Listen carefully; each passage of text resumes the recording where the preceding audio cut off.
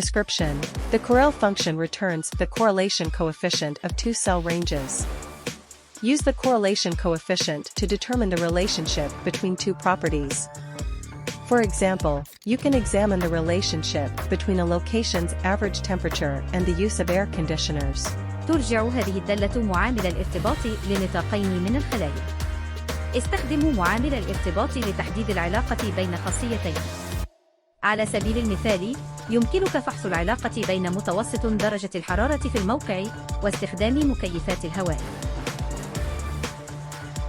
Syntax: CORREL, Array 1, Array 2. Array 1. Required. A range of cell values. Array 2. Required. A second range of cell values. Remarks: ملاحظات. If an array or reference argument contains text, logical values, or empty cells, those values are ignored. However, cells with zero values are included.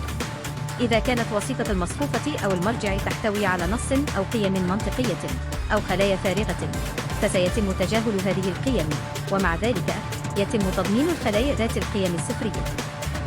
If array 1 and array 2 have a different number of data points, CORREL returns a #n/a error. إذا كان لدى الصفيف 1 والصفيف 2 عدد مختلف من نقاط البيانات، فسترجع هذه الدالة الخطأ شباك NE.